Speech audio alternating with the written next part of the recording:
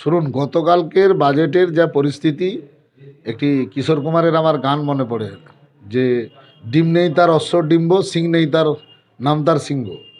এখন অর্থমন্ত্রীর বোঝে না চন্দ্রিমা ভট্টাচার্য, সে বাজেট পেশ করছে যে বাজেট না ভোটের প্রচার করছে।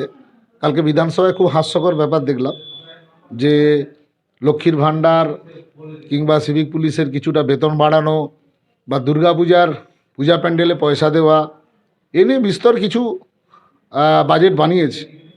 কিন্তু কালকের বাজেটে দুঃখজনক ঘটনা, বেকারদের চাকরির ব্যবস্থা, যে আগামী দিনে নিয়োগপত্র লক্ষ লক্ষ বেকাররা বসে আছে বিভিন্ন ডিপার্টমেন্টে, ভ্যাকেন্সি খালি প্রায় লক্ষাধিক খালি আছে বিভিন্ন সেই বিডিও অফিস থেকে স্কুল টিচার সর্বস্তরে, সেখানে কোনো নিয়োগপত্রের জন্য কোনো অর্থ বরাদ্দ করেননি।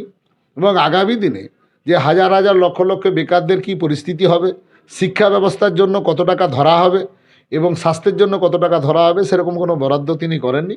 এবং দুঃখজনক যে এটা কেবলমাত্র ভোটের প্রচার।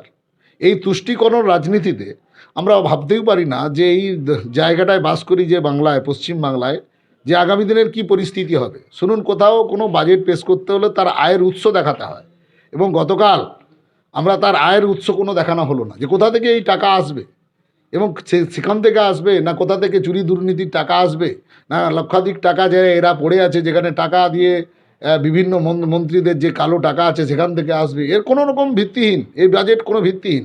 ময়নাবাসীর কাছে আমি বলবো, এই বাজেট দিয়ে মানুষ যে 1000 টাকা করে মানুষদের যারা মায়েদের দেবে, সেই মায়েদেরকে আবার বলা হবে যে আপনারা ডিয়ার লটারি কাটুন, সেই মায়েদের স্বামীদের বলা হবে যে আপনারা মদের দোকানে মদ কিনুন, মদের লাইসেন্স ঢালাও দেবার কর্মসূচি আছে এদের।